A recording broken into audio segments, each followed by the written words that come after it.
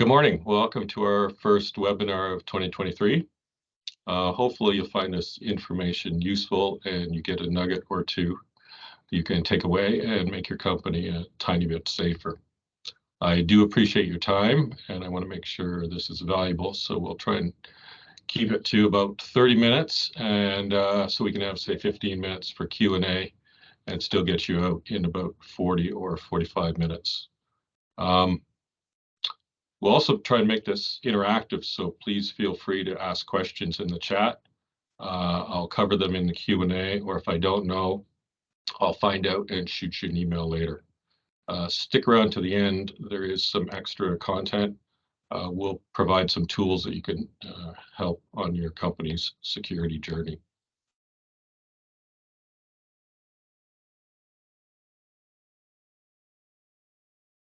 So what we'll cover today, what is ransomware? Some of the top attack vectors we're seeing in use, some of the potential business implications for your company, current and emerging ransomware trends, some top misconceptions related to ransomware, and the best practices for prevention, detection, mitigation, and response. So let's talk about the scary stuff for a minute.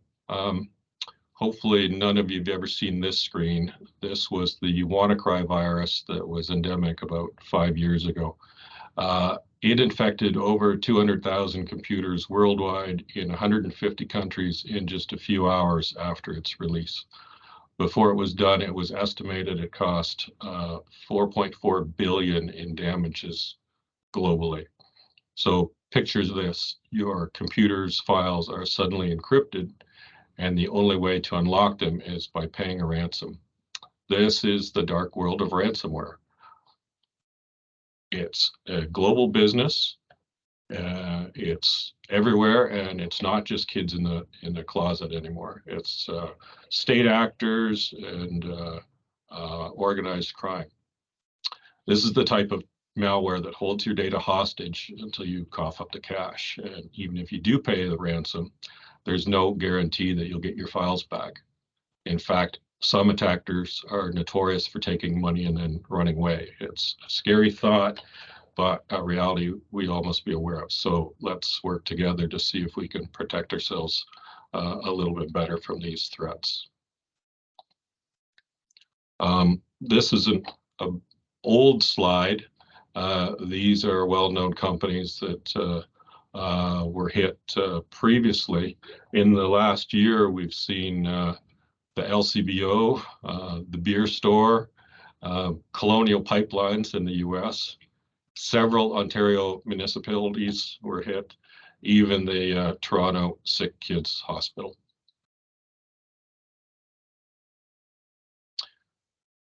Who's doing it?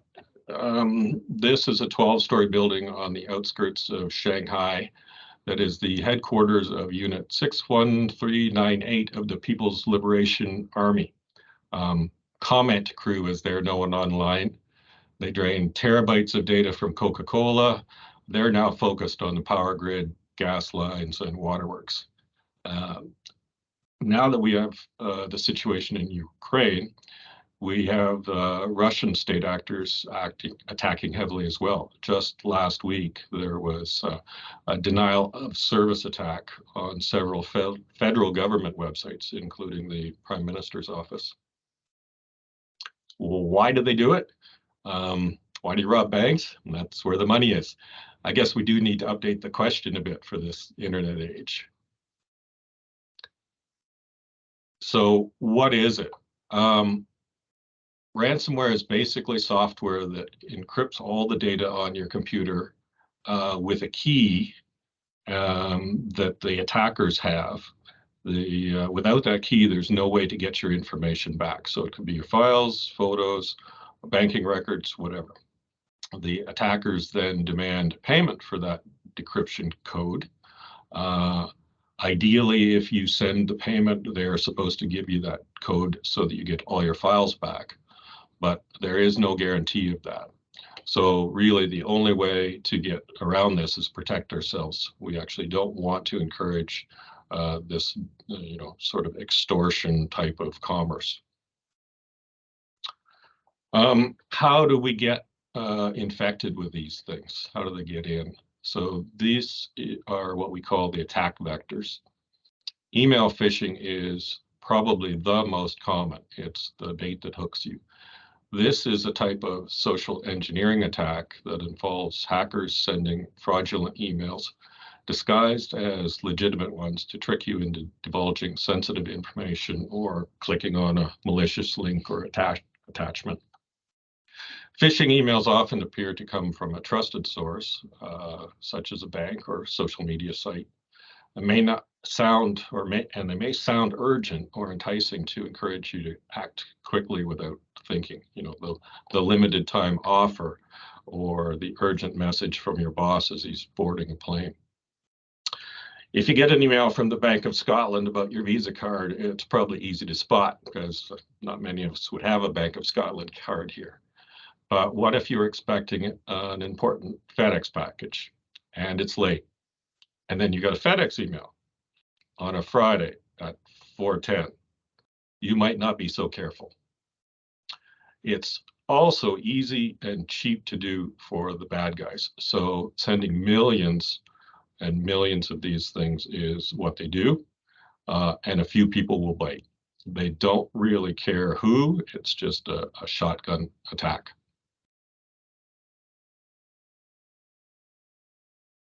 A more targeted form of this is called spear phishing.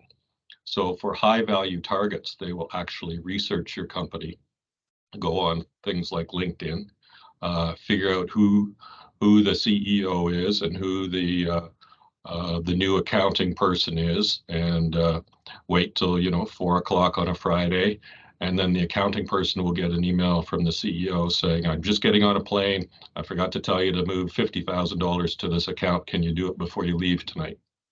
And sometimes these things work because the email looks like it's coming from a trusted source. There's no follow-up, and the new person is just trying to, be proactive and make the boss happy. So in situations like that, it's always best to have a second factor, I guess, a second type of authorization. So if you get an email, don't ask for confirmation by email. Pick up the phone and call the boss and make sure that it is a real request. Unsecured RDP ports. RDP, or Remote Desktop Protocol, is the network protocol used to remotely get a hold of your work computer. It's the remote login thing. However, if RDP ports are left unsecured, attackers can quickly gain access to your system by guessing weak or default passwords or using brute force attacks. They just try every word in the dictionary until they find one that gets in. And once they have access, they can steal data, install malware, or take control of your system. If we do an external vulnerability scan on a company, this is the first thing we look for. It's like leaving your porch light on at the front door with only the hook holding it closed. Software patching and vulnerabilities. This is the crack in the castle wall. Even most secure software can have vulnerabilities that attackers can exploit to access your system. Coding errors, design flaws, or outdated software can cause these vulnerabilities. Attackers can exploit these to access your sensitive data without proper authentication. Software vendors try their best to find and fix these flaws. They release new patches or new versions often. But if there's a known public vulnerability and you don't bother to update the system, it's not really the hacker's fault. You have to keep these things updated. Malicious websites. That's kind of a trap for the unsuspecting. Hackers can create fake websites that look genuine to trick you into divulging sensitive information or downloading malware. They can compromise legitimate websites by injecting malicious code or redirecting you to the fake one that looks just like the real one. Once you land on that malicious website, your computer can be infected with malware that then can steal data or take control of your system. This is a really good reason not to trust public Wi-Fi at an airport or coffee shop. What if the Facebook page that you brought up isn't real and you just entered your password into it? Now the bad guys have way too much personal information. Facebook is one thing, but please don't ever use online banking on public Wi-Fi. Just pay the cellular data charge. It's cheaper in the long run. Pop-ups and ads, these are kind of wolf in sheep's clothing. You know, those little things that pop up on the screen saying that you might have a virus and you need to scan it immediately to prevent the virus? Well, guess what? They install the virus. Malicious pop-up ads can appear on legitimate websites or infected systems. These pop-up ads can contain malicious code again that can infect your system with malware or redirect you to a malicious website. You should always be cautious of these pop-up ads and avoid clicking on them if they seem suspicious. So what's the worst that can happen? Ransomware attacks can cause significant downtime and long-term disruption to your company, regardless of whether the ransom is paid or not. If the attackers have already caused irreversible damage to your organization's data, restoring them to their original state is difficult or may even be impossible. So even if you have everything perfectly protected, you definitely will have to shut down your systems temporarily to prevent the spread of ransomware, which can cause loss of productivity and obviously revenue. They can result in lost files, wages, and equipment, leading to significant financial loss for your organization. If you do not have backup systems, or if the backup system is also affected by the ransomware attack, it may not be possible to recover lost data. More of you may need to replace damaged or destroyed equipment during the attack, which can add to costs. I'm aware of a dental office in Michigan who lost their scheduling system. Customers were showing up in the morning just at random, and they couldn't pull their files. They weren't even sure who was on the day's agenda. It took them a few weeks to put things back, but after 6 months, they'd lost the trust of their clients and still went out of business. There's also implications with the high cost for the recovery efforts, such as forensics, to go back and determine exactly what happened. These costs can quickly become significant, even if your organization decides not to pay the ransom. So in addition to those costs, you may also need to invest in security measures to prevent similar attacks in the future. If you don't know how it happened, how can you prevent it from happening a second time? And in my mind, one of the worst things is damage to the organization's reputation and the resulting loss of customer trust. This is especially true if the attack results in a theft of sensitive data, such as customer info or intellectual property. You may also face legal action if the stolen data is used for criminal activities or if you fail to report the breach. Which brings us to the potential regulatory fines and additional costs. You may be subject to fines and penalties if you fail to comply with data protection regulations or if you fail to report data breaches promptly. Additionally, if customer data is stolen during the attack, you may need to provide something like identity theft prevention services to everyone affected, which can add to the overall cost. In Canada, if you lose personally identifiable information, or PII, you may be required to report it to the Privacy Commissioner under the PIDA Act, the Personal Information Protection and Electronic Documents Act. Love how we get these acronyms. We would probably also suggest you report the incident to the Canadian Centre for Cybersecurity and potentially law enforcement as well.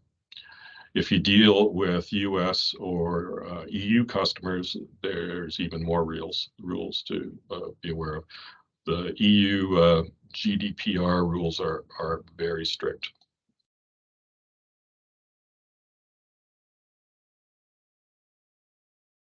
What are some current trends that we're seeing? Supply chain attacks is a relatively recent one. So criminals are targeting weak links in the supply chain of all our businesses to sort of expand the attack radius. This allows attackers to gain entry into networks of multiple companies, which may result in a domino effect. By targeting less secure partners or vendors, cyber criminals can access larger companies' sensitive data, such as intellectual property, trade secrets, or customer info. These are really scary. Imagine if a hacker group got into one of the computer programming tool vendors. They could infect that tool, which then gets sold to their customers, which then use it to write your accounting software, which then thousands of companies then install. And this is what happened recently with a bunch of Fortune 500 companies. They all used a well-respected and very expensive network management tool, but the tool chain was compromised and then shipped to those clients. I really don't have a solution to this. Just use reputable vendors. Double extortion is another thing that's happening more recently. So ransom attacks are becoming more sophisticated, and some attackers are not only encrypting your data, but also stealing it. The attackers then threaten to release the stolen data to your competitors or make it public unless the ransom is paid. This type of attack is known as double extortion, and it's been particularly effective since it puts additional pressure on you to pay the ransom. And then finally, we have ransomware as a service. It used to be that most crime was committed by skilled hacker groups or state actors. And yes, that is how North Korea gets money for their missile program. Now, ransomware as a service is a subscription-based system that gives access to a platform with all the ransomware code and operational infrastructure to launch and maintain a ransomware attack. The service model has lowered the barriers of entry for cyber criminals who do not have the technical expertise to develop their own ransomware. I think some even work on a no money down basis, taking a cut of the ransom profits later. Got to admit, there's some smart-minded business criminals out there. And this leads to increased attacks on SMBs, small and medium-sized business organizations. Law enforcement agencies have noted a shift in criminal behavior from more high-profile hacking to targeted mid-sized businesses. As large corporations invest in more sophisticated cybersecurity, cyber criminals have now started targeting smaller companies with less sophisticated security systems, because often they're easier, softer targets. What are some of the misconceptions we see? My backups will get me up and running, no problem. Okay, although backups are essential to disaster recovery, they may not always be enough to protect against ransomware attacks. Cyber criminals are becoming more sophisticated and can infiltrate and encrypt backup systems as well. Therefore, it's necessary to have a comprehensive backup plan that includes off-site storage and regular testing. Another is my antivirus software provides complete protection. Well, antivirus can help detect and prevent ransomware infections, but it's not a foolproof solution. Cyber criminals are continually developing new and sophisticated attacks, and antivirus software may not be sufficient to keep up. Therefore, you must combine antivirus software with other security measures, such as firewalls, and a big one is employee training. If my business gets hit, I'll just pay the ransom and move on. One of the top misconceptions about ransomware is that paying the ransom is a simple solution. However, even if you pay the ransom, there's no guarantee that you'll get your data back. Additionally, paying the ransom encourages the attackers to continue their malicious activities. Another trend we've seen is criminals actually looking to see if you have cyber insurance. Remember, they're already into your system and can look at your invoices. If they find a policy that says you have $1 million of coverage and you tell them, we don't have any money in the bank, we can only afford to pay 50 grand, they'll say, no, here's what your policy says. So we want $1,050,000. My business isn't a target for ransom attacks. Everybody thinks they're, too small, not on the radar. This is one of the most dangerous misconceptions. No business is immune to ransomware attacks. Cyber criminals target businesses of all sizes and industry and often use millions of those low-cost phishing emails to lure unsuspecting employees to clicking on that infected link or downloading that malicious software. They don't care who it is. They don't care who gets hit, as long as someone somewhere clicks on it. It's essential to have a proactive security strategy that includes regular employee training and updated security measures to protect against those kinds of attacks.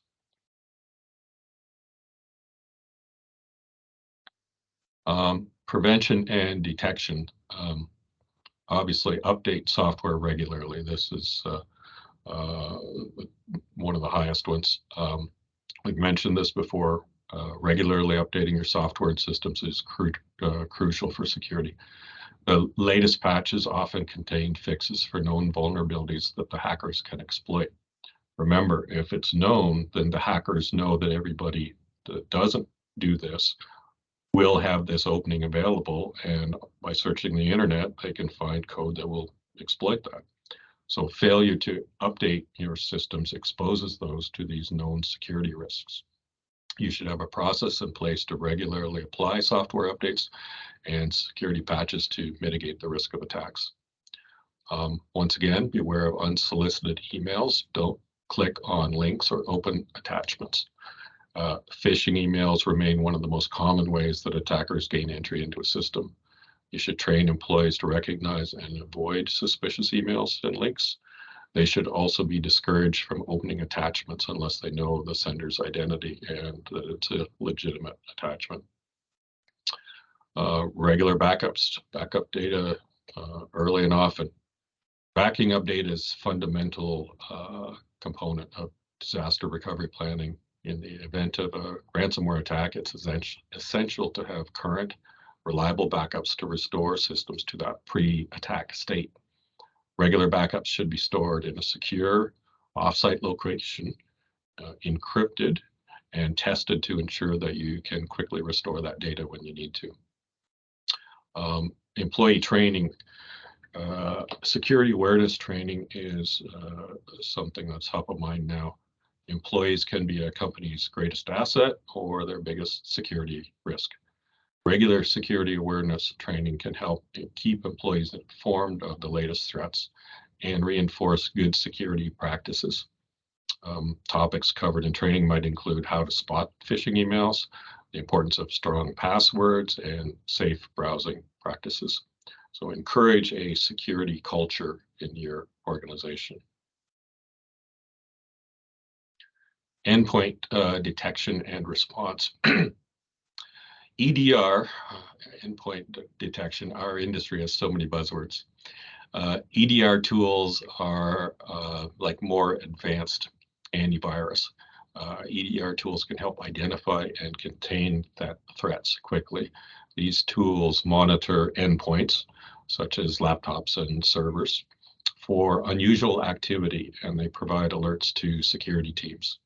Fast response can limit the impact of these security incidents and help prevent data breaches.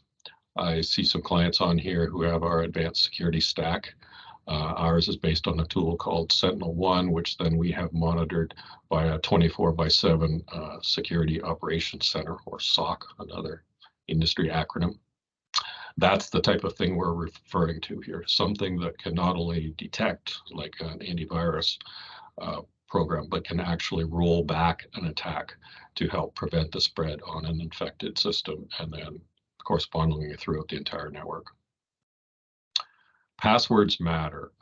Good password hygiene is essential. Strong passwords can be a significant barrier to unauthorized access. I mentioned earlier that Hackers have taken the entire Webster's second edition dictionary and encrypted it, and so it only takes a few seconds to try every dictionary word on a login screen to see if that's what you used. So passwords should be long, complex, and unique for each account. You should also train employees to avoid sharing passwords, storing them insecurely, or using easily guessable ones. Don't use your dog's name or your kid's birthday. I like to use a phrase with some special characters in it instead of maybe all the words. So thinking of dinner, maybe steak ampersand kidney 3.14159. Now that's a secure password. Get it? Steak and kidney pie. Another thing, please use two-factor authentication, 2FA, where possible. If you don't take anything else away from today's webinar, two-factor authentication is the single most important thing you can turn on immediately to reduce your risks. Call me if you need help. Just do it. Find and fix vulnerabilities. Vulnerability scanning, both internally and externally, can help identify and prioritize security weaknesses in a network or system. This information can help security teams address those vulnerabilities before hackers exploit them. Scanning should be done regularly and kept up to date with new threats and changes to the network.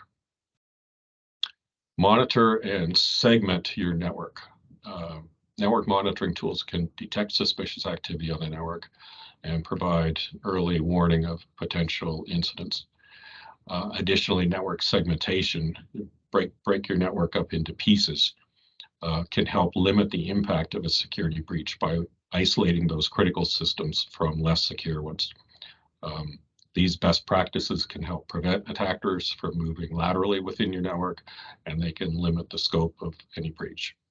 Remember, we talked about keeping backups safe.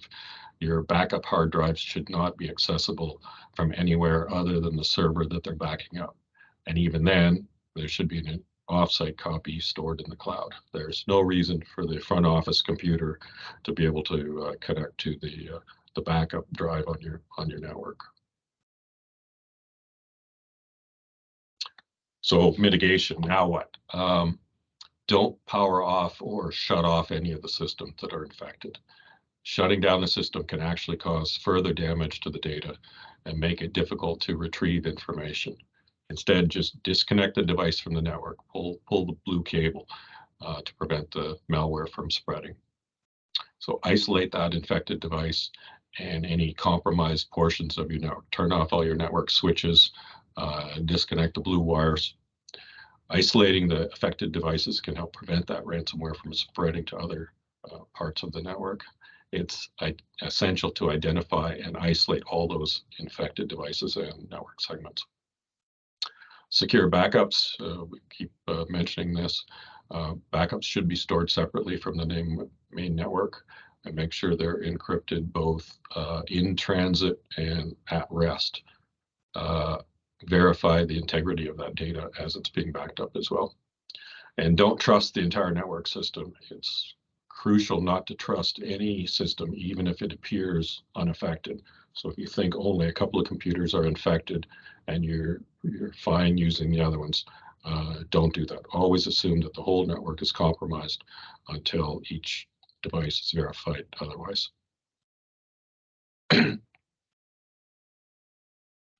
We can collect and secure partial portions of the ransom data. You can retrieve partial data bits if a full backup is unavailable.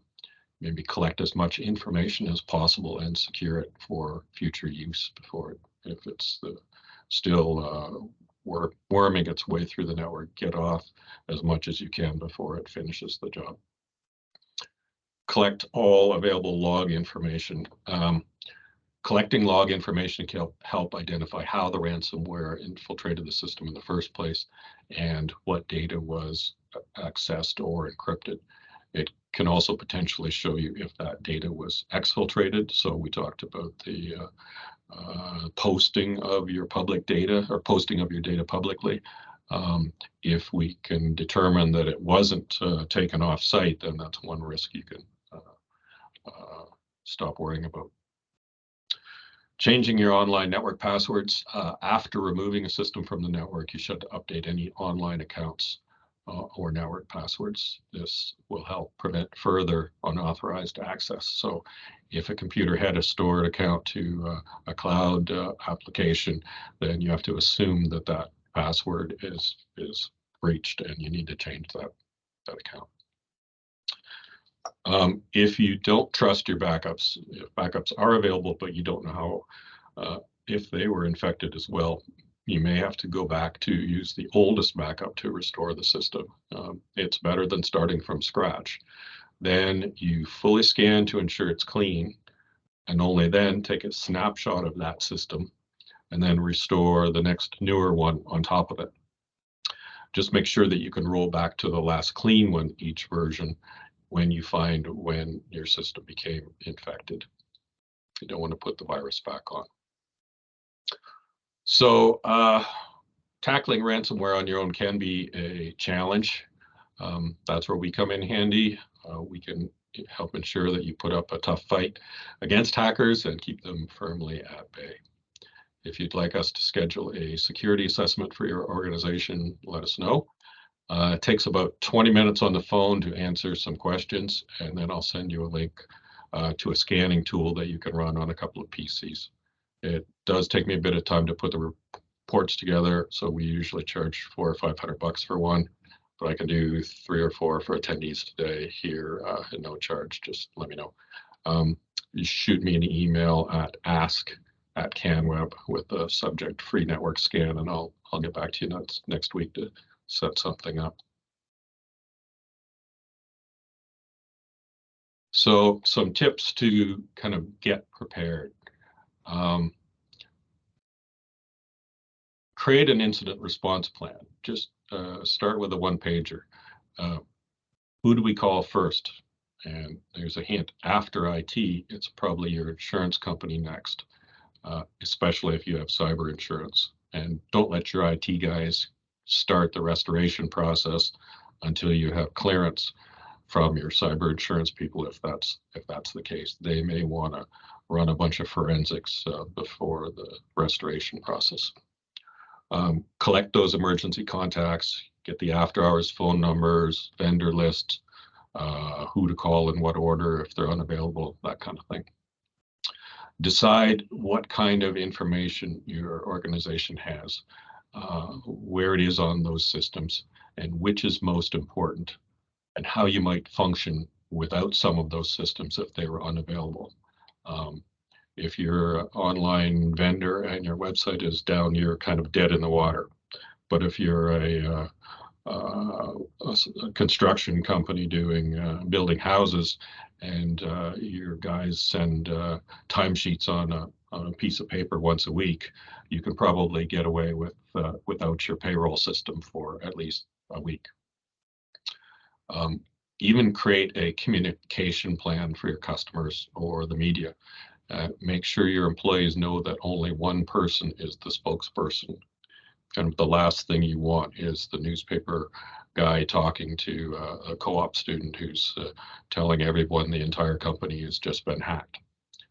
Cyber insurance is not a bad idea. Give it some consideration. And talk to your IT service providers. We want to know what's going on in your business so we can help. We want to be proactive, and we want to work with you before something hits the fan.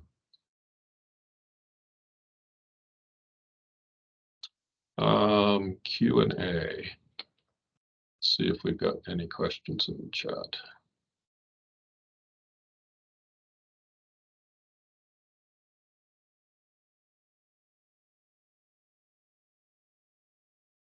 A couple. Do you have an example of a typical plan? And yes, send an email to ask@canweb.ca, and I'll send you a incident response plan template that can help you get started.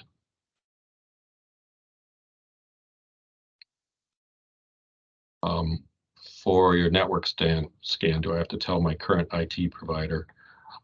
No, we can do a basic security assessment just by running our tool on your computer.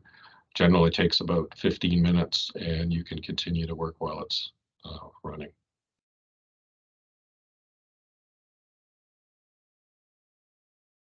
Can we get a copy of the slides? Yes, I'll send an email out to everyone who would like a copy. It's also being recorded, so if you'd like to share the recording link with someone on your team who may have missed this, I can send that to, again, just shoot a note to ask at canweb.ca. My personal email is also on this slide. So if you ever want to reach out, David at canweb.ca will get me directly, as will that phone number.